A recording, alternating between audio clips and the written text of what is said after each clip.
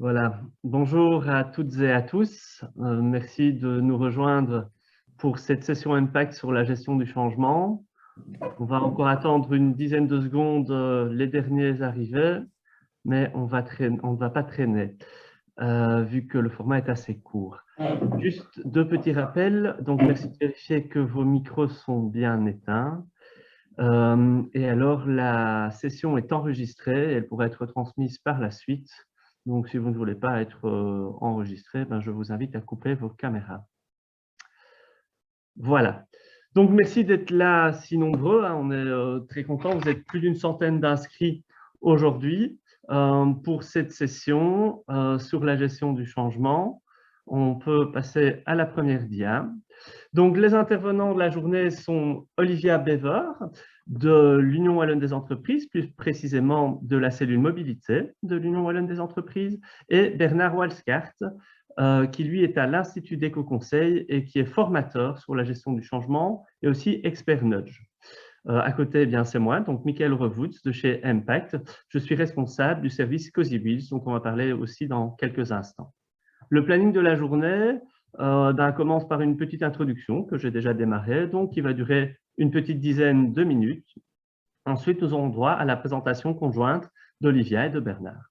Il y aura un moyen de poser des questions, donc durant toute la présentation, on vous invite à les écrire dans ce qui est fait pour cela au niveau de Zoom, et nous y répondrons durant les 10 dernières minutes, aux environs de 14h50. On peut passer à la suite. Donc, je vais vous présenter un petit peu Impact et pourquoi on a décidé de travailler cette thématique avec vous aujourd'hui. Donc, Impact s'appelait avant Taxi Stop. Son slogan, c'est « Faire plus avec moins ». On existe depuis 1975 et on travaille autant sur la mobilité, enfin surtout sur la mobilité, avec différents services que je vais vous présenter, aussi un petit peu sur la question des vacances, donc le gardiennage de maison, l'échange de maison. On est aussi à la base de la création de Cambio et du bureau d'études Traject.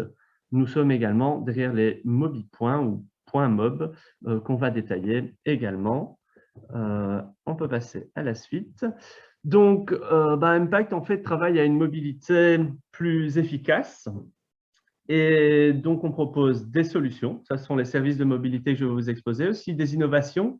Et on travaille sur la sensibilisation. C'est notamment ce qu'on fait aujourd'hui. Alors, sur le petit logo sensibilisation, vous pouvez lire Share Mobility Works. J'en profite donc pour vous parler de notre 4e édition de ce symposium sur la mobilité partagée, donc, qui se déroulera le 25 mai 2022 à Bremen, en Allemagne. Donc, n'hésitez pas à vous renseigner là-dessus. Alors, la gestion du changement, pourquoi? Eh bien, parce que c'est notre core business, c'est un peu ce qu'on fait au quotidien, dont on fournit des outils pour que les gens puissent changer durablement leur comportement au niveau de la mobilité, pour adapter une mobilité plus responsable. Donc, la gestion du changement était clairement quelque chose qu'on a envie d'étudier, d'analyser, de mieux comprendre et de partager avec vous toutes et tous. On peut passer à la suite. Et je ne traîne pas plus longtemps et je vous présente les différents services qu'Impact propose. Donc, le premier s'intitule Cozy Wheels. Avant, c'était Cozy Car. Il s'agit en fait d'un partage de véhicules entre voisins. Suivante. Donc, Cozy Wheels, on propose de partager des véhicules aussi bien entre individus qu'entre organisations ou entre organisations et individus. Ces organisations peuvent être des associations, des entreprises, des communes, des CPS, etc. Cozy Car, avant, on ne proposait que des voitures partagées. On a aujourd'hui élargi l'offre en proposant aussi des vélos, vélos électriques, véhicules PMR, etc. Alors, le fonctionnement Cozy Wheels, ce sont des groupes fermés. Donc, c'est quelques personnes qui habitent proches l'une de l'autre qui vont décider de former un groupe de partage. Il s'agit bien d'un partage des coûts. Donc, c'est différent d'une location classique de voiture. Nous, ce qu'on fournit, évidemment, c'est toute la logistique derrière, un règlement, des contrats, des documents de bord et aussi une carte, évidemment, qui recense tous les demandeurs et tous les proposeurs, tous ceux qui ont des véhicules à partager et tous ceux qui souhaiteraient pouvoir emprunter un véhicule. un autre projet, les MobiPoints. Donc, l'objectif du MobiPoint, MobiPole, c'est de stimuler la multimodalité. Donc, ce sont des lieux où on a différents services qui se retrouvent. Suivant. Alors, on travaille là-dessus aussi bien en Flandre qu'en Wallonie et encore à Bruxelles. Le concept, donc, comme je vous l'ai dit, hein, c'est un hub multimodal avec le principe STOP. Donc, l'objectif est de privilégier d'abord les modes actifs, puis les transports en commun, les véhicules partagés et enfin seulement le véhicule privé. En Flandre, c'est assez avancé déjà. Ça a un nom, c'est les points OPIN. C'est porté notamment par Impact, mais aussi Autodelen.net et Infopoint Public Ruimte. Et il y en a déjà quelques-uns qui sont installés. En Wallonie, ça avance bien. On a 5 villes qui font partie d'un projet pilote européen qui s'appelle e-Hubs.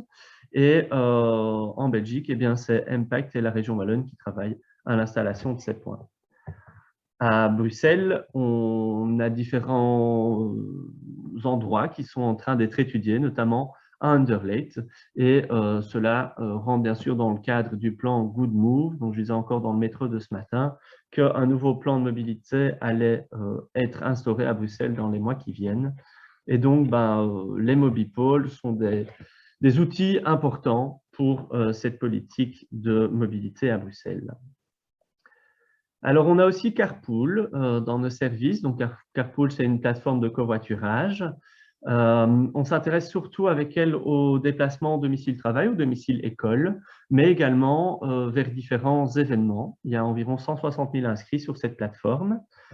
Et on propose, pour les entreprises notamment, on propose d'avoir un lien URL unique, donc une plateforme vraiment qui leur est dédiée et qui permet de vraiment avoir une analyse de qui dans leur entreprise fait du covoiturage et de comment augmenter le nombre de covoitureurs. Carpool est souvent combiné avec MobiCalendar. MobiCalendar qui est un petit outil, une petite application qui permet d'inciter les gens à avoir une mobilité plus durable, principalement donc en entreprise.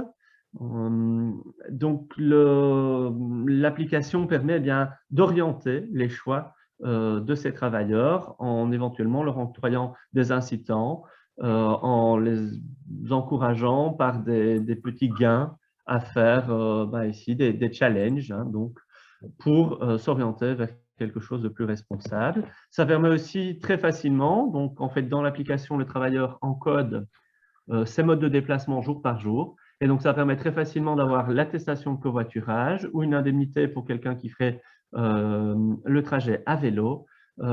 Et puis alors, il y a tous les incitants, hein, donc là on est vraiment assez proche du sujet d'aujourd'hui, puisque c'est vraiment une application qui est là pour faciliter le changement au sein des entreprises. On peut passer à la suite.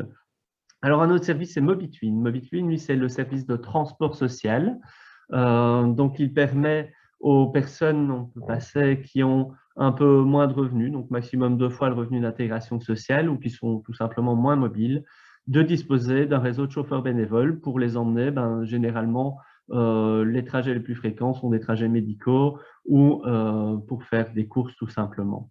Voilà, c'est donc un tarif très accessible puisque c'est 12 € par an pour un abonnement et puis on paye le défraiement directement pour le chauffeur au kilomètre. On a avec MobiTwin déjà 250 desks en Wallonie. Alors les desks, les bureaux donc, peuvent être aussi bien tenus par un CPAS, une commune, voire une centrale locale de mobilité. Et donc c'est eux qui assurent le numéro vert pour réserver les trajets via ce service. Voilà, alors moi je termine sur cette petite phrase. Vous êtes nos meilleurs atouts, donc je sais que dans la salle aujourd'hui, il doit y avoir beaucoup de conseillers en mobilité, de gens qui sont vraiment acteurs. Et donc tous ces services, c'est des beaux outils, mais évidemment, c'est à vous et à nous tous de les appliquer localement pour avoir le meilleur impact possible. Et effectivement, donc MobiTwin, c'était bien ce qu'on appelait avant la centrale des moins mobiles, puisque la question est posée. Donc voilà, je passe tout de suite la parole à nos 2 intervenants. qui vont donc nous parler des changements de comportement. Merci à eux. Merci. Bonjour à tous. Alors, donc c'est toujours un plaisir de parler des changements de comportement.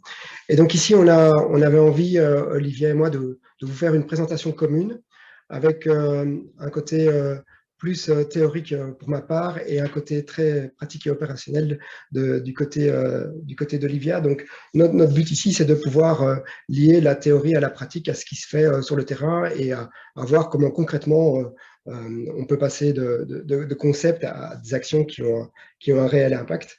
Donc, le but, c'est vraiment d'être le plus opérationnel possible. On a aussi envie d'être interactif. Alors, dans la présentation, on a prévu des moments où on va vous poser des questions. Comme vous êtes assez nombreux, là vous êtes près de 80, ce qu'on fera, c'est qu'on fera des divisions par sous-groupe et je propose de fonctionner par alphabet des prénoms. Et donc, je vous dirai, ben voilà, tel sous-groupe, donc sous-groupe numéro 1, de telle lettre à telle lettre dans l'alphabet de votre prénom, ben vous pouvez répondre à la question suivante. Donc, on va essayer que ce soit aussi le plus interactif possible. Donc, mais on va rentrer dans le vif du sujet. Donc, la question, c'est comment est-ce qu'on peut faciliter les changements de comportement. Alors, avant de répondre à la question, c'est intéressant de s'intéresser à une vision très classique, très historique de la vision des changements de comportement.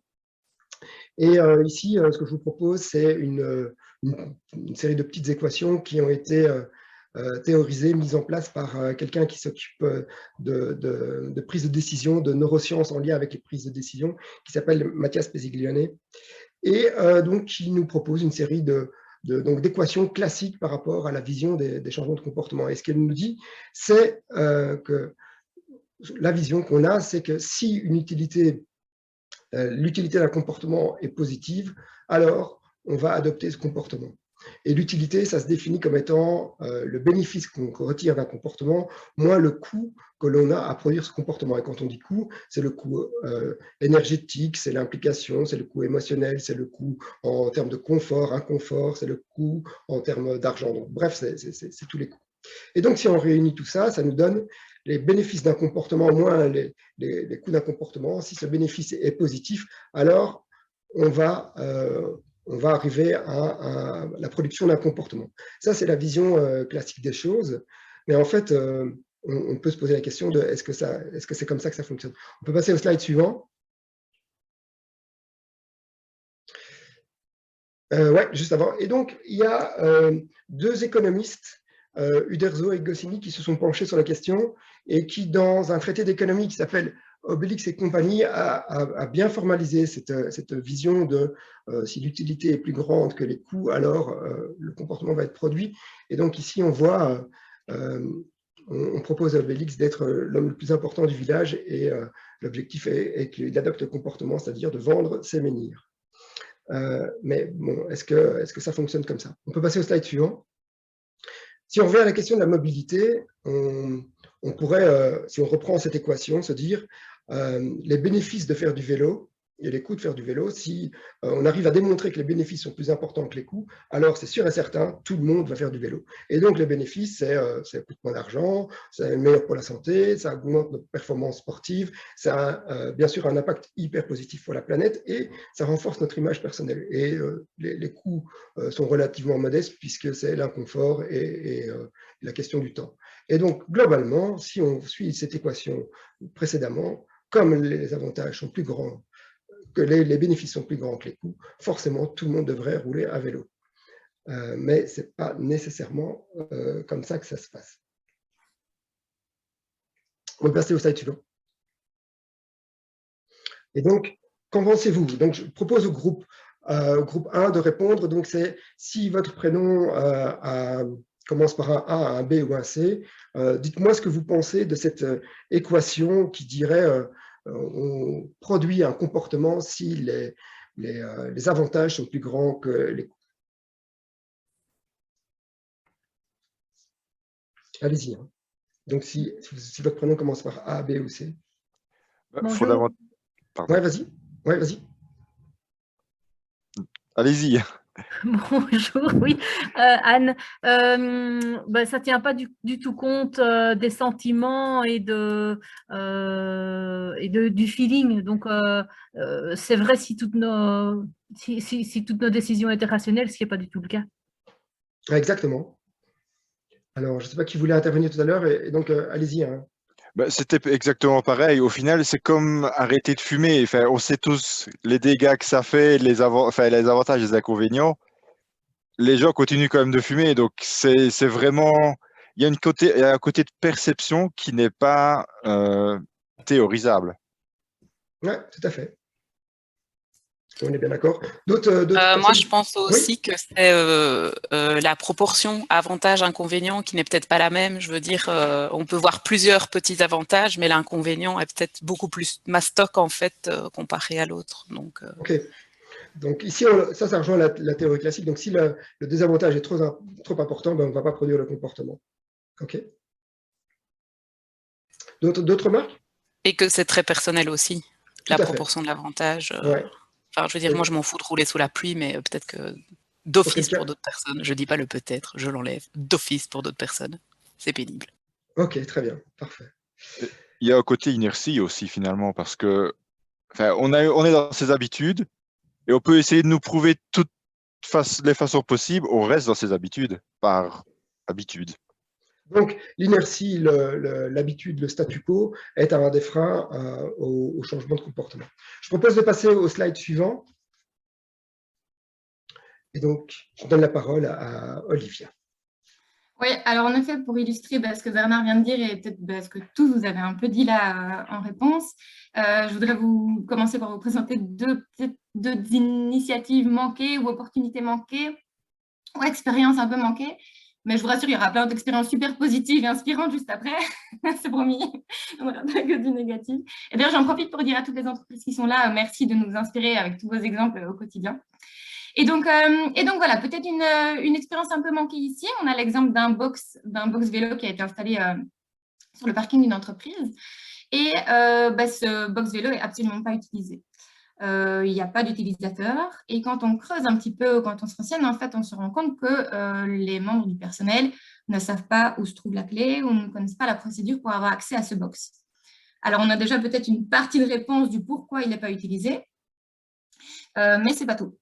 On peut passer au slide suivant. Deuxième super chouette initiative, un petit exemple d'opportunité manquée quelque part. On a une entreprise qui a décidé d'installer une station de voitures partagées Cambio sur son parking. Donc, c'est l'entreprise qui a fait elle-même l'investissement de l'installer là. Super chouette idée, ça faisait partie d'un plan de mobilité finalement un peu plus global. L'idée, c'était de pouvoir proposer un service au personnel pour des déplacements pendant la journée, donc de dire, OK, on sait qu'on a cette voiture à disposition pour des déplacements pendant la journée. Ça veut dire que le matin, pour venir travailler, je n'ai pas besoin de ma voiture, je peux prendre un autre mode de déplacement étant donné que j'ai cette voiture à disposition pendant la journée. C'était ça un peu l'idée, c'était d'offrir un service un peu complet parmi d'autres moyens de mobilité. Et puis, en fait, de nouveau, on se rend compte que cette voiture, elle n'est pas utilisée, malheureusement. Alors aussi, il devait y avoir, ou il y a peut-être même encore maintenant, autour de cette entreprise, d'autres entreprises qui se sont installées et donc les coûts peuvent quelque part être mutualisés. Donc, ça veut vraiment une belle perspective d'avenir aussi et d'évolution pour cette station de voiture partagée. Mais voilà, actuellement, pour le moment, malheureusement, elle n'est pas utilisée. Et donc, voilà, la première question à peut-être se poser à ce niveau-là, c'est de se dire, finalement, pourquoi ? On peut passer au slide suivant. Et je laisse la main à Bernard pour la suite. Merci. Donc, effectivement, pourquoi? En fait, c'est la question centrale, c'est une des questions centrales, c'est si une personne a tout intérêt à adopter un comportement mais qu'elle ne le fait pas, pourquoi est-ce qu'elle ne le fait pas?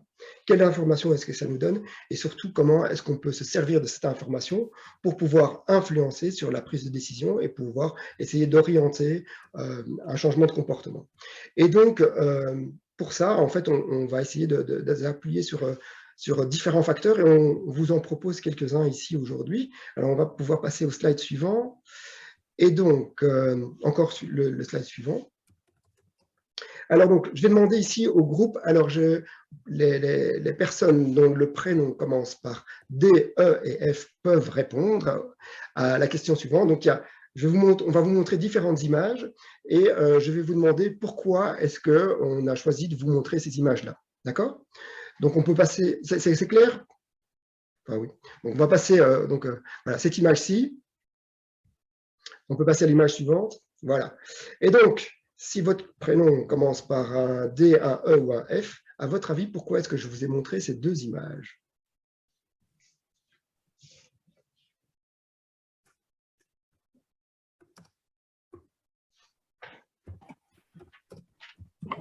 L'effet de groupe.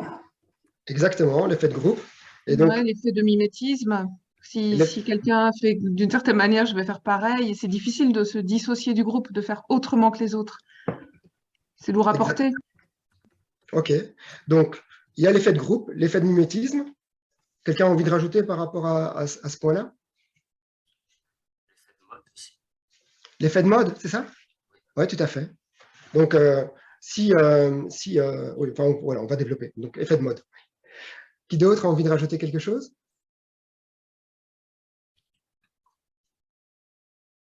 Non? Donc, effectivement, vous avez tout à fait raison. On peut passer au slide suivant.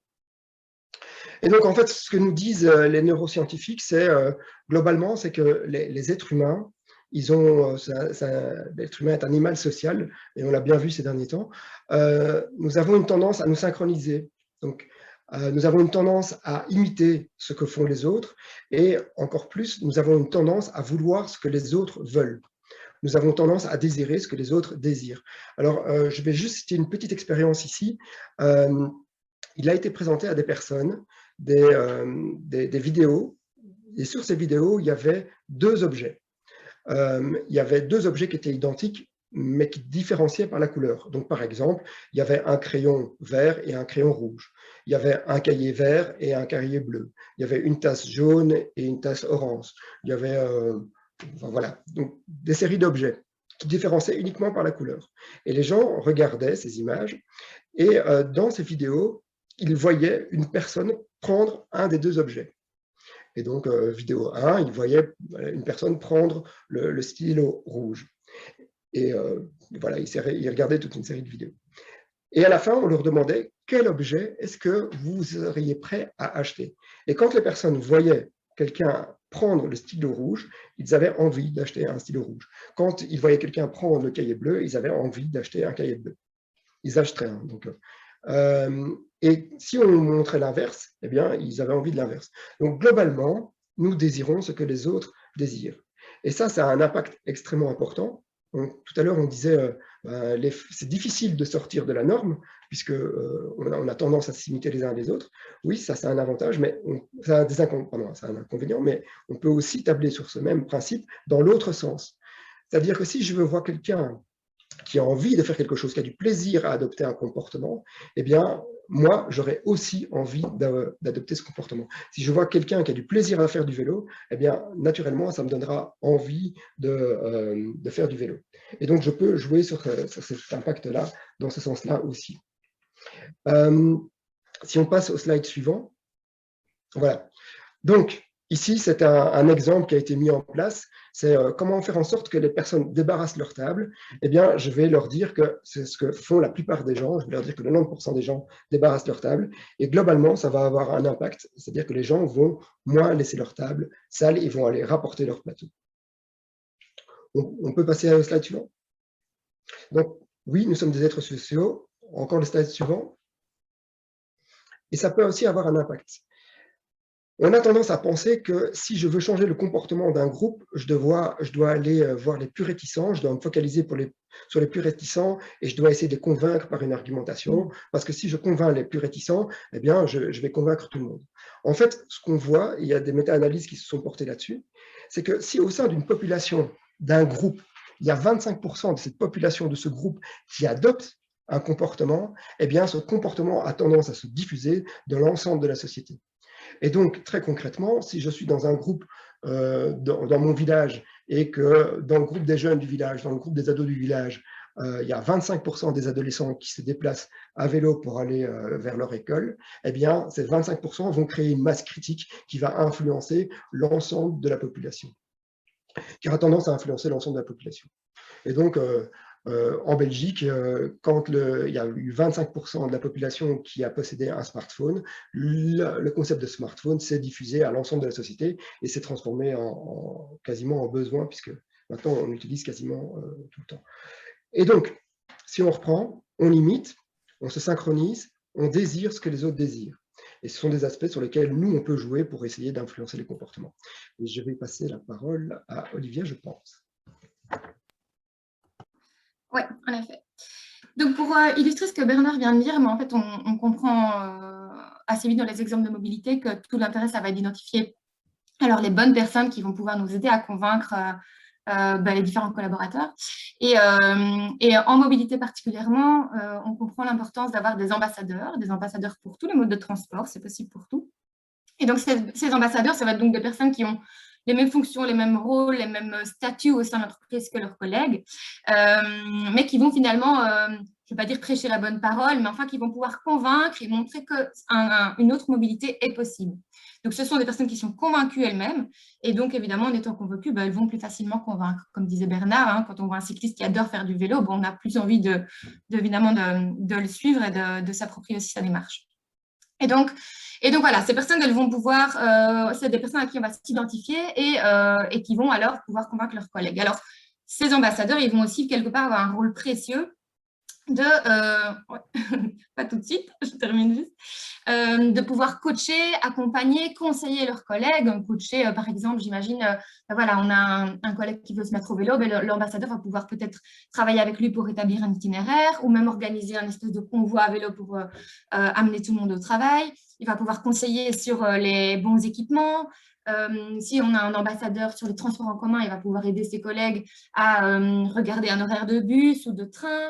Enfin, voilà, c'est vraiment quelqu'un à qui on va s'identifier, mais qui va vraiment aider et convaincre ses collègues. Alors voilà, je viens de vous faire un beau discours, mais finalement, le plus simple, c'est encore de faire parler un ambassadeur qui lui-même va vous convaincre de son rôle. Du coup, on peut lancer la petite vidéo. Et ça devient un ambassadeur de John Cochrane. Bonjour, je suis Didier Lebout, je suis en charge de la propriété intellectuelle, je suis également cycliste et ambassadeur vélo. Je suis ambassadeur vélo, ça veut dire que nous faisons partie d'un petit groupe de cyclistes qui essayent d'aider les nouveaux cyclistes à faire le pas et à vivre de manière agréable la transition vers une mobilité plus douce. Les ambassadeurs ont discuté et ont partagé leur expérience et ont donc créé une checklist d'une quinzaine de questions qui permettent à quelqu'un qui veut se lancer dans le vélo de se poser les bonnes questions et donc de trouver les bonnes solutions. Et je pense que chaque personne doit pouvoir choisir son vélo en fonction de l'image qu'il veut donner. Il y a vraiment tous les jours de nouveaux types de vélos, des nouveaux looks de vélo, des nouvelles utilisations de vélo. Au départ, quand on quitte la voiture, les premières... Merci. Donc voilà, petite vidéo sympa pour montrer le rôle de l'ambassadeur finalement chez John Cochrane. Ici, en l'occurrence, un ambassadeur vélo. Et puis, on a un autre exemple d'un ambassadeur potentiel, qui, voilà, par exemple, ici, on a un ouvrier de chantier, chez Vivaqua, qui a testé la cyclo-logistique. Donc, l'idée, c'était qu'il puisse aller sur ses chantiers en vélo cargo. Et voilà, c'est une expérience qui lui a plu. Typiquement, ça, c'est une personne qu'on a identifiée comme un ambassadeur potentiel qui, lui, va pouvoir alors aller voir ses collègues et les convaincre que en fait, aller en vélo cargo sur les chantiers, c'est tout à fait possible. On peut passer au slide suivant. Un autre exemple ici, donc on a parlé des ambassadeurs, il y a aussi les relais mobilité qui sont tout à fait intéressants aussi à identifier. En fait, l'idée, c'est de pouvoir avoir sur le site de l'entreprise une personne qui est vraiment identifiée comme référent mobilité, qui est un peu à la casquette de Mobility Manager ou référent mobilité. Et donc, ce sont les personnes à qui on va pouvoir s'adresser pour poser toutes les questions de mobilité. Ça, c'est super important aussi. Et donc, particulièrement pour les entreprises multisites. Et là, le challenge, ça va être évidemment d'avoir un relais mobilité sur chaque site et puis que ces relais mobilité, ils soient aussi formés, qu'ils aient tous les outils pour pouvoir à leur tour accompagner et convaincre leurs collègues. On peut passer au slide suivant. Et donc voilà, on a parlé un petit peu de toucher les bonnes personnes, comme le disait Bernard. L'idée, c'est pas d'essayer de s'épuiser à convaincre tout le monde, mais vraiment d'arriver à identifier les bonnes personnes pour que finalement, après, ça fasse un peu un effet parapluie.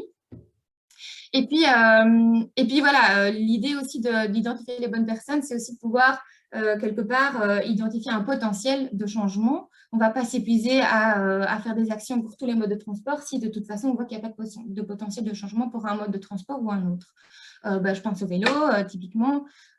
Si on n'a personne de l'entreprise qui habite à moins de 15 ou 20 km de l'entreprise, c'est peut-être pas pertinent d'encourager spécialement le vélo. Donc voilà, l'idée, c'est de regarder un petit peu en fonction du potentiel, de toucher les bonnes personnes, et puis à ce moment-là, de faire un petit peu ricochet. Et puis, il y a aussi un autre aspect important, c'est les bonnes personnes, mais aussi au bon moment. Typiquement, un autre exemple, c'est de dire, voilà, on a un nouveau collaborateur qui arrive dans l'entreprise, à son engagement, c'est aussi le bon moment pour parler de mobilité. Cette personne-là, elle va devoir de toute façon prendre de nouvelles habitudes, autant en parler tout de suite, pour qu'elle prenne tout de suite les bonnes habitudes. Et puis, vous aussi, pour votre entreprise, ça montre aussi que vous êtes un peu proactif, ça fait partie de vos valeurs, de votre démarche d'avoir une mobilité durable. Donc, c'est super bon aussi pour votre image. Et donc, il y a aussi d'autres moments qui peuvent être super importants et décisifs pour un changement de mobilité. Il y a évidemment tous les moments qu'on identifie comme les moments de rupture, que ce soit par exemple par un déménagement, soit de l'entreprise, soit du collaborateur. C'est finalement un déclencheur pour repenser sa mobilité, vu qu'on va devoir de toute façon la changer quelque part. Il y a aussi, malheureusement, le Covid, ça a été clairement un moment où on a un moment de rupture qui a été identifié, et du coup, la reprise après le Covid aussi. C'est pourquoi pas le moment de repenser sa mobilité. Il y a d'autres moments qui sont définis comme par exemple des contraintes ou des opportunités aussi. Je pense par exemple à des recommandations. Si on a un médecin qui nous dit maintenant il faut faire du sport, voilà, pourquoi pas aller travailler à vélo, ça peut en faire partie. Ou des petites, je ne sais pas moi, une difficulté financière, mais on va peut-être un petit peu profiter des opportunités proposées par l'entreprise et des incitants pour peut-être limiter l'utilisation de la voiture, ou pourquoi pas se passer même de la voiture et prendre les transports en commun s'ils sont remboursés à 100%, par exemple.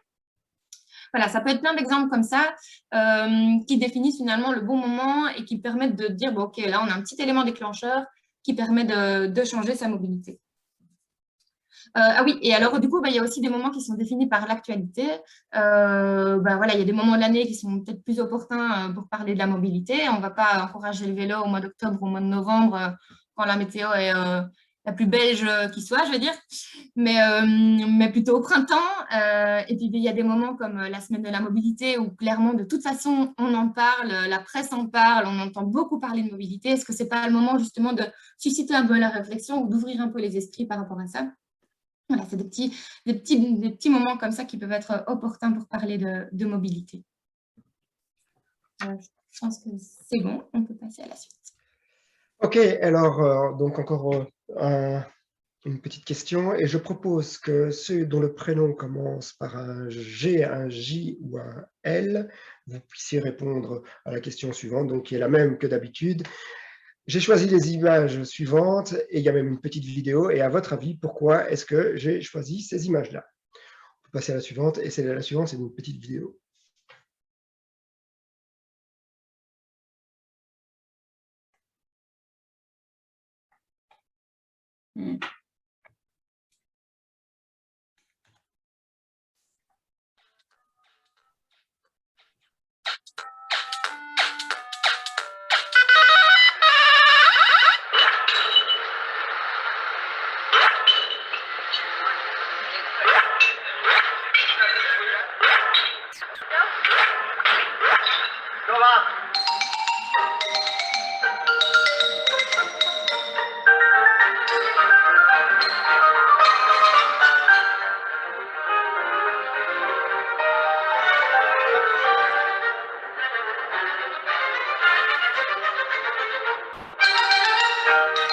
Voilà, on peut arrêter la vidéo ici.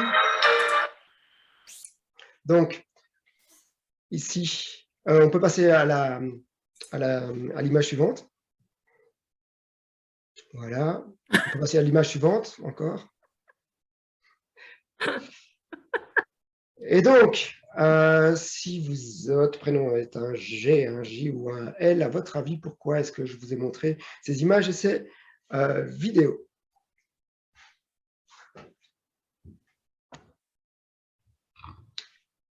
Allez-y, n'hésitez pas.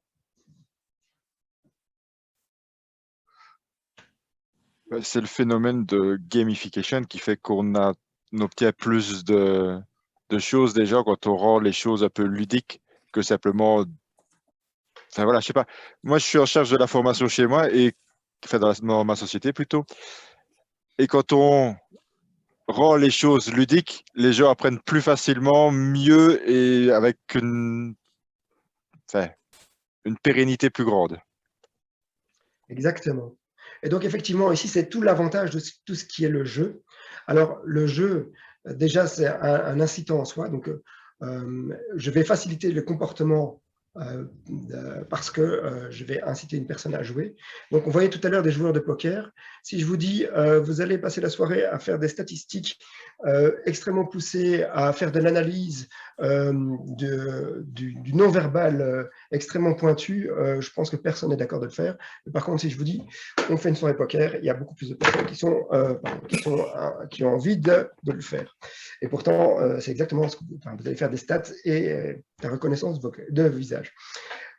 Si on voit donc le fait de dire que nous faisons un jeu rend le comportement beaucoup plus facile à faire passer. Mais plus encore, ce qu'on constate, c'est qu'il y a ce qu'on appelle l'effet rebond, on le connaît tous. Et l'effet rebond est proportionnel à la perception d'effort que j'ai à faire pour adopter un comportement. Donc, on va prendre un exemple réel.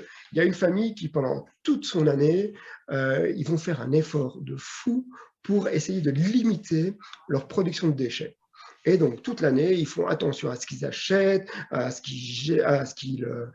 bien trier tout. Ils font extrêmement attention à aller dans tel magasin plutôt qu'un autre pour avoir des produits en vrac. Bref, ils font un effort, et ce n'est pas du tout ludique, hein, c'est un effort conscient. Et quand vient les grandes vacances, voilà, toute l'année, on a trimé pour avoir le moins de déchets possible. Prendre la direction nord sur rue Cardinal. Et donc, à la fin de l'année, donc arrivent les vacances, et là, qu'est-ce que la famille décide? Il décide de partir en avion à Dubaï parce qu'ils l'ont bien mérité. Ils ont trimé, ils ont fait des efforts pendant toute l'année. Et donc, effet rebond, puisque l'impact de prendre l'avion en famille jusqu'à Dubaï était peut-être beaucoup plus important que les non-déchets qu'ils n'ont pas produits. Et donc, cet effet rebond, il est directement proportionnel au sentiment d'effort que j'ai à faire quelque chose. Et donc, donc, je reprends mon exemple de la soirée poker. Au retour de la soirée poker, il y a très peu de gens qui disent « Oh purée, j'ai bien travaillé aujourd'hui, je vais mériter des vacances parce que là, franchement, ce soir, j'ai fait des stats, c'était compliqué. » Non, en fait, on est content, on s'est bien amusé et on ne pense plus à l'effort. Et donc, moins on rend un comportement difficile, enfin, moins on donne l'impression qu'un comportement demande de l'effort, plus on va le produire et plus on va le maintenir et moins il y aura d'effet rebond. Et je passe la parole à Olivia.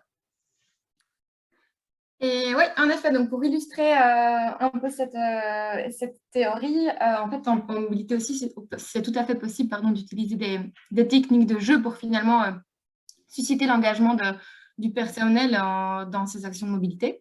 Alors ici, on a quelques exemples super sympas et super inspirants d'actions qui étaient faites principalement pendant la semaine de la mobilité, où aussi c'est un moment important de faire un peu des actions plus ludiques. Et donc voilà, ici on a l'entreprise Manier Luxus, donc de commerce en chaussures, qui a motivé son personnel à faire des tracés en mobilité douce, principalement vélo, comme on voit, et à enregistrer le parcours effectué, donc enregistrer la trace GPX. Et l'idée, le défi, c'était de faire la trace la plus rigolote, la trace la plus fun. Et donc voilà, typiquement ici, on a des participants qui ont réalisé une chaussure en faisant le parcours, en enregistrant la trace de leur parcours. On peut passer à l'autre exemple. Alors ici, c'est le centre hospitalier de Moucron qui utilise en fait une application qui compte les pas. Et lorsqu'un certain nombre de pas est atteint, on obtient des points et puis des petits badges, etc., etc. Et en fait, on se rend compte que c'est ultra motivant. Il y a même une des infirmières du centre qui expliquait que ça devenait presque une drogue pour elle et que maintenant, elle ne pouvait plus se passer de l'application, ça la motivait vraiment à sortir et que même quand elle allait promener son chien en dehors du boulot, elle lançait l'application parce qu'elle trouvait ça fun et stimulant d'avoir à chaque fois les petits badges et les petites récompenses à la clé. Alors, un autre petit exemple de jeu, ça c'est une action qui a été réalisée aussi dans le contexte de la semaine de la mobilité à la Fédération des Patros. Et voilà, sur un temps de midi, ils ont organisé un petit parcours chronométré, un petit défi en vélo pliant. Et donc voilà, l'idée c'était en temps record d'arriver déjà à déplier le vélo, à le monter, à faire le petit parcours et à revenir et franchir la ligne d'arrivée. Donc voilà, petite action sympa, assez fun à faire sur un temps de midi, un peu en team building, assez chouette. Encore un dernier exemple, mais je pourrais en citer 1000. Ici, c'est Atradius qui a décidé de faire un défi CO2 aussi pendant la semaine de la mobilité. Et donc, l'idée, c'était d'économiser un maximum d'émissions de CO2 sur les 5 jours de la semaine de la mobilité. Et donc, chaque kilo de CO2 qui était économisé était finalement converti en petite contribution financière, donc qui était reversée à une association qui leur était chère. Donc là, typiquement, on associe aussi le côté ludique et le côté caritatif, donc qui a motivé les troupes, évidemment. Voilà, quelques petits exemples, mais il y en a plein qui montrent que voilà, susciter l'engagement peut être fait aussi par les techniques de jeu. Et donc, ici, toujours le même petit défi. Et donc, si votre prénom commence par un M, un N, un O ou un P, je vais vous demander pourquoi est-ce que je vous montre les deux images qui suivent, donc celle-ci. Et celle-ci que je vais vous expliquer un tout petit peu. Alors, on est dans le cas d'un hôtel. Et donc, c'est un hôtel qui n'a que des baignoires. Et ils ont constaté qu'ils avaient une forte consommation d'eau. Et donc, ce qu'ils ont fait, c'est qu'ils ont apposé dans leur baignoire un autocollant sur lequel il était marqué, vous voyez l'autocollant à droite de l'image, simplement il était marqué water level, et il l'avait posé à une certaine hauteur de la baignoire, et en posant cet autocollant à une certaine hauteur de la baignoire, ils ont réussi à diminuer les consommations de 20%. Alors, à votre avis, pourquoi est-ce que je vous ai montré ces deux images précédentes?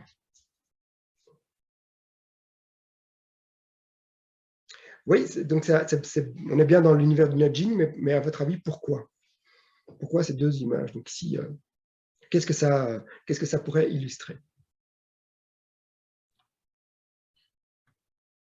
Souvent, on a un comportement automatique et le fait d'avoir un rappel. Oui, tout à fait. Ça fait partie des choses, oui, oui. Je vois que les gens sont faciles à manipuler. Oui, ça c'est vrai aussi. Mais en dehors de ce fait-là. OK, on continue à chercher. Alors là, ici, ce que je vais vous proposer, c'est j'aurais besoin d'un volontaire. Si vous n'avez pas eu l'occasion si vous n'avez pas été encore cité précédemment, n'hésitez pas à intervenir. Donc, j'aurais besoin d'un ou d'une volontaire pour les slides suivants, pour le slide suivant. Qui veut bien? Qui dit moi? Allez, allez.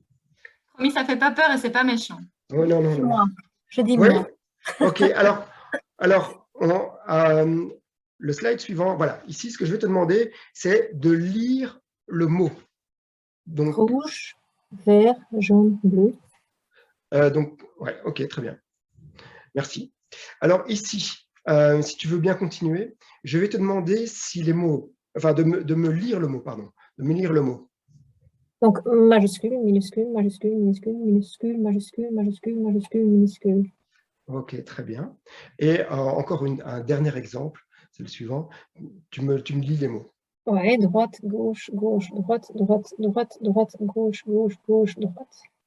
Maintenant, si je te demande ici si les mots sont à droite ou à gauche. Quels mots sont à droite ou à gauche? Donc, tu vois, ici, il y a donc, le… Ah oui, donc je commence avec le mot le plus haut, je dis à quel côté ça se trouve, c'est ça? Ouais, ouais. Gauche, droite, gauche, droite, gauche, droite, gauche, droite, gauche, droite, milieu. OK, merci beaucoup. Alors, pourquoi est-ce que je vous illustre ça?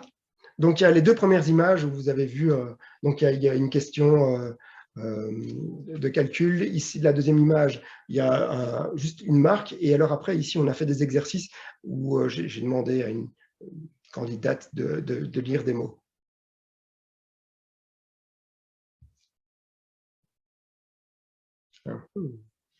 À votre avis, pourquoi est-ce que je vous ai montré ça?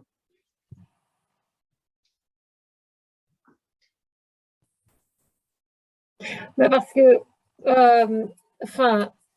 il y a toujours, je pense, une discrépance en ce qu'on pense voir et, la traduction entre ce que notre cerveau enregistre. Je m'explique peut-être mal. Mais, vas-y. Donc, par exemple, ici, le premier mot, c'est droite, mais ça se trouve à gauche. Donc, il faut faire un peu la traduction entre ce qu'on lit et ce qu'on demande de faire, en fait. Donc, Exactement. il y a une discrépance entre ça. On lit quelque chose, donc le visuel est là, mais il faut le contreposer contre la demande qu'on a reçue. Donc, il y a une discrépance entre les deux. Voilà. Ok, exactement. Et donc ici, en fait, les slides où il y avait les textes, donc les slides avec les mots de couleur, et ici les slides majuscules, minuscules et gauche-droite, ça demande énormément d'efforts d'attention. C'est-à-dire que, en fait, oui, effectivement, on a une réponse automatique qui vient, qu'on doit bloquer, que notre cerveau doit bloquer et activer notre système de réflexion. Et donc, en fait, ces slides-là, avec les mots, elles demandent une très, très forte attention. Et les slides, ils sont compliqués. Et les slides précédents, les deux premiers, en fait, ça représente quelque chose qui est extrêmement facile. Et donc, c'était pour illustrer le fait que plus un comportement va me paraître compliqué, et plus il va être difficile à mettre en œuvre, et plus un comportement va me paraître facile, agréable, et plus il va être facile à mettre en œuvre. Et c'est ce qu'on appelle, on peut passer au slide suivant. On peut encore, enfin dans le slide, je pense qu'il y a, voilà, c'est ça, merci. C'est ce qu'on appelle le concept d'aisance cognitive. Et donc, si quelque chose ne me demande pas d'effort particulier, et donc ici, quand on citait les mots, il fallait faire un effort, eh bien, le fait de faire un effort, ça me paraît moins familier, moins vrai, moins agréable. Et donc, si j'ai envie de faciliter un comportement, je dois faire en sorte que ce comportement paraisse le plus facile, le demande moins d'efforts cognitifs, donc l'effort attentionnel, pour qu'il soit exécuté. Donc, plus un comportement est facile, plus il va être perçu comme étant agréable, familier et vrai, et plus il va être mis en œuvre. À l'inverse, c'est le slide suivant, plus un comportement est compliqué, plus il va être perçu comme non agréable, non familier et va être moins produit. Et donc, tout l'enjeu, quand je veux orienter un comportement, si je tiens compte de cet aspect d'aisance cognitive, ça va être de simplifier au maximum le comportement que je veux voir produit. Et donc, ça va être tout un effort de réflexion et c'est vraiment très compliqué de faire simple, de comprendre quelles sont à chaque étape les difficultés que pourrait éprouver la personne qui va produire le comportement et comment est-ce que je peux à chaque étape réduire la difficulté. Je vais prendre un exemple. Imaginons que vous êtes dans une organisation et qui organise du covoiturage, mais que pour ce covoiturage, vous devez vous connecter sur un site, vous devez créer un compte, vous devez trouver votre mot de passe, retrouver votre mot de passe, que vous devez vous inscrire une semaine à l'avance, que vous n'avez la possibilité que vous inscrire que pendant un certain temps, que vous devez obligatoirement donner à la minute près le moment où vous allez vous retrouver à tel endroit. C'est extrêmement compliqué.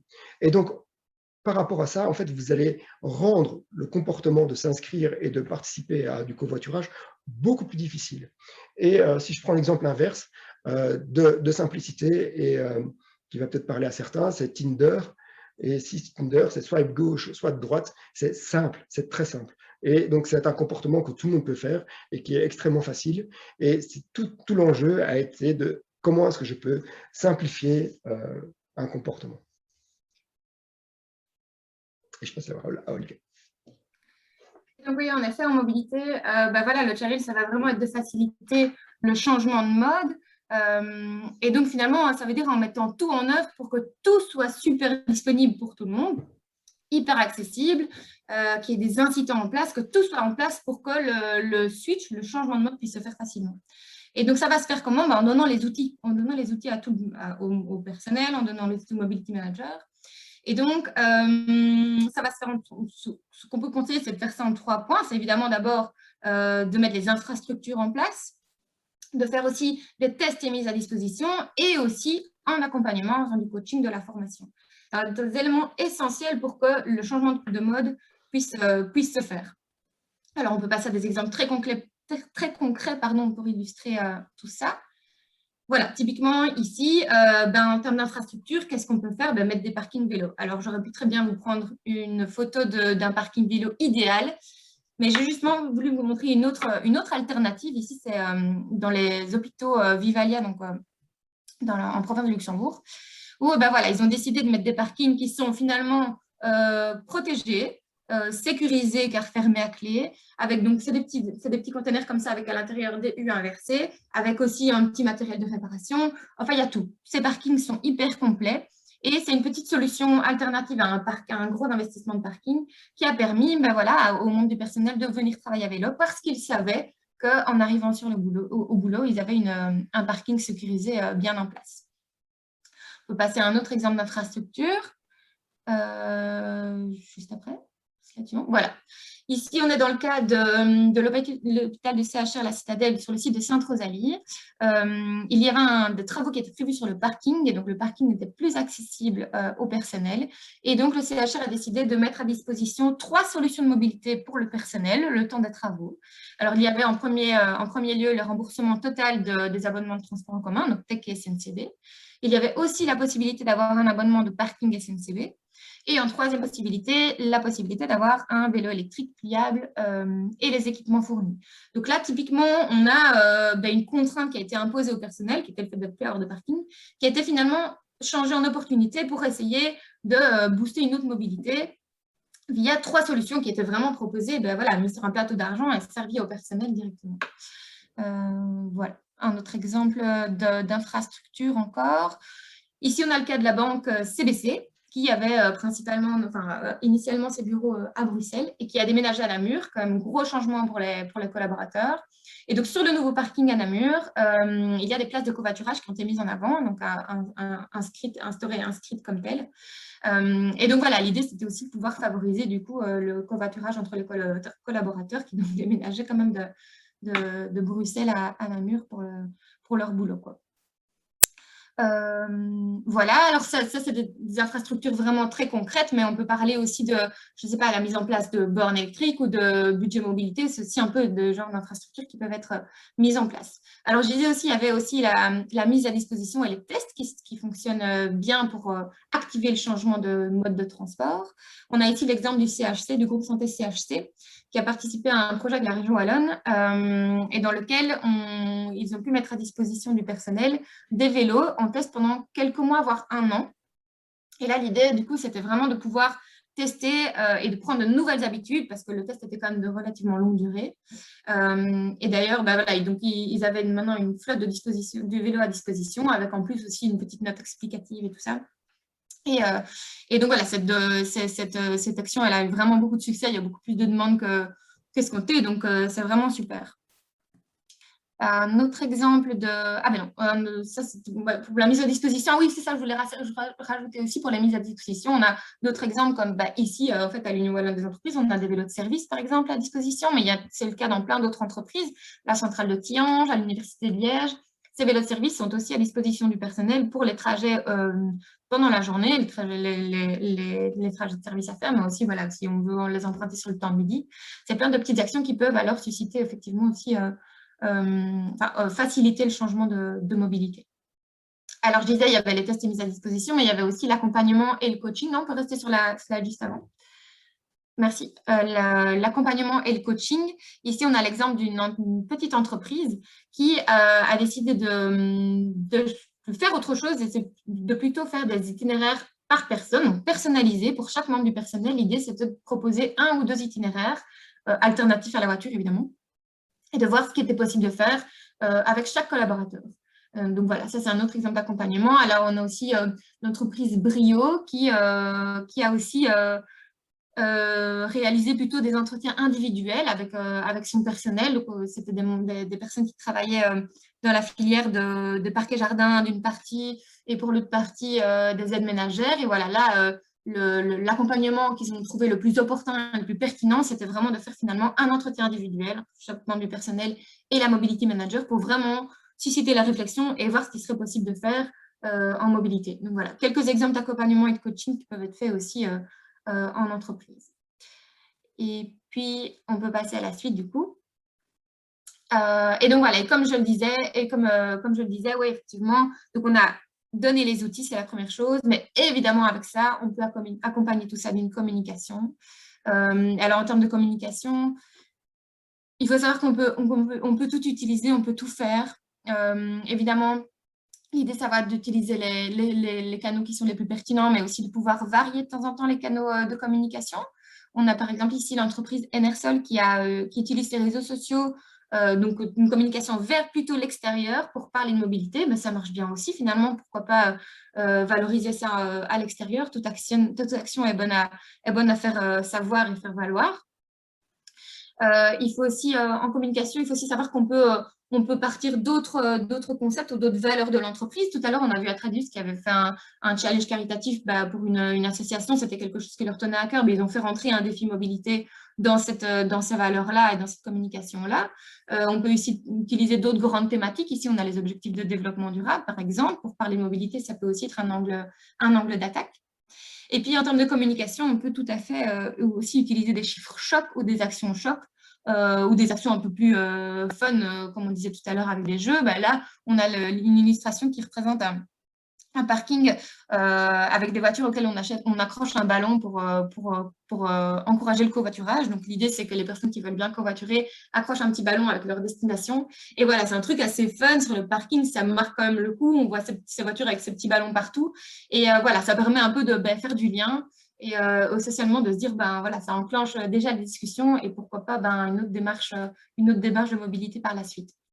Donc voilà, clairement, faciliter le comportement avec des outils à disposition, vraiment tout servir, et puis communiquer, parce que vraiment, tout ce que vous faites, c'est important de le faire savoir.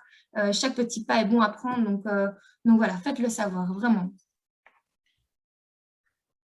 Merci. Et donc, ici, en lien avec tout ce qui vient d'être dit. On a cité l'importance du jeu, on a cité l'importance des groupes, l'importance sociale, donc on a cité aussi l'importance de la simplification, comment est-ce qu'on peut mettre tout en œuvre pour faciliter le comportement. Et donc ici, ça ce sont des astuces parmi d'autres. Il y en a plein d'autres des astuces. On peut parler des émotions, on peut parler, enfin, il y a toute une série. Mon but, je ne vais pas vous les lister, mais mon but, c'est vraiment de dire si je vois que quelqu'un a intérêt à adopter un comportement et qu'il ne le fait pas, c'est que c'est intéressant de comprendre pourquoi et qu'est-ce que je peux faire pour l'aider à l'activer, ce comportement. Voilà. Merci. Merci. Voilà, donc merci Olivia, merci Bernard, merci à tous. Il nous reste quelques minutes et on n'a pas spécialement de questions qui sont venues, si ce n'est une que je vais poser à Olivia dans quelques instants. Donc, on va prendre une ou deux questions orales s'il y a des gens qui en ont. Mais donc, il y avait une question, Olivia, c'est lors de la DIA où tu montres qu'ils ont fait un calcul d'itinéraire personnalisé pour chacun des travailleurs. La question était, est-ce qu'il y a une application là derrière? Quel est l'outil qui a été utilisé? Alors, ici, dans ce cas-ci, c'était tous les outils à disposition. En fait, c'était vraiment ça, c'était de regarder un petit peu toutes les opportunités possibles. Alors, aussi bien en utilisant le site du TEC, le site de la SNCB, des applications vélo, de voir quelles étaient les possibilités et voilà, faire un peu une synthèse de tout ça et obtenir un tracé plus pertinent finalement. Maintenant, voilà, il y a des applications multimodales qui savent très bien faire ça. Donc voilà, je vous conseillerais d'utiliser, alors si vous voulez plutôt encourager la multimodalité, ces applications-là. Mais sinon, on peut très bien utiliser des outils bien existants et que tout le monde connaît, Google Maps par exemple. Voilà, merci. Est-ce qu'il y a une ou l'autre question? Pas de question du tout? Pas de regret? Bon, eh bien, on va en rester là. Encore merci à tous pour votre participation. Oui? Est-ce qu'on m'entend? Oui. Oui, oui. Bonjour, Pierre Petit, je suis conseiller en mobilité à Sambreville. Moi, qu'on puisse dire, c'est que le vélo à Sambreville, c'est pas facile pour les gens. Alors qu'en fait, on est dans des conditions très favorables. C'est une petite commune très urbanisée. La vallée de la Sambre est globalement plate. C'est là qu'on trouve à la fois la population et les écoles, les commerces, les gares, etc. Donc, si on reprend l'équation du début, il y a vraiment plein d'intérêt à se déplacer en vélo à Sambreville. Sambreville, c'est entre Charleroi et Namur, pour ceux qui ne connaîtraient pas. Et en fait, ça a beaucoup de mal à décoller. On a mis en place des zones 30, des sens uniques limités, etc., etc. Et donc, je me posais la question suivante. Et si notre bourgmestre venait, par exemple, une fois par semaine, travailler à vélo, est-ce que vous croyez que c'est plutôt positif pour faire décoller les déplacements à vélo à Sambreville? Oui. Oui. Enfin, donc, la réponse à... Alors, je vais juste donner un exemple. À Paris, pour aider le Vélib, ils ont payé des cyclistes au début. Et donc, alors ici, j'imagine que la commune n'a pas les moyens de faire ça, mais effectivement, s'il y a beaucoup de gens de la commune qui se déplacent à vélo, et encore plus le bourgmestre, ça peut effectivement avoir un impact. Il peut servir de rôle d'ambassadeur. Alors maintenant, il faut savoir aussi quelle est l'image du bourgmestre au sein de la commune. Il faut qu'il y ait quand même enfin, les gens qui adhèrent au bourgmestre vont trouver ça très chouette, ceux qui n'adhèrent pas vont trouver ça moins chouette. Mais encore une fois, on n'essaye pas de convaincre tout le monde, on essaye de modifier un petit peu. Mais moi, je trouve que c'est une bonne idée. Oui, et si je peux compléter un petit peu, effectivement, on a quelques exemples inspirants comme ça aussi, où les directions se mettent à changer de mobilité et à prendre le vélo notamment. Et ça marque très fort les esprits et ça fonctionne très, très bien. Donc, si ça peut être le cas aussi pour votre bourgmestre dans la commune, tant mieux. Franchement, n'hésitez pas à foncer. On va essayer. Je vous tiens au courant. Ça va. Voilà. Eh bien, je vous dis au revoir et certainement à la prochaine session Impact. Bonne fin de journée.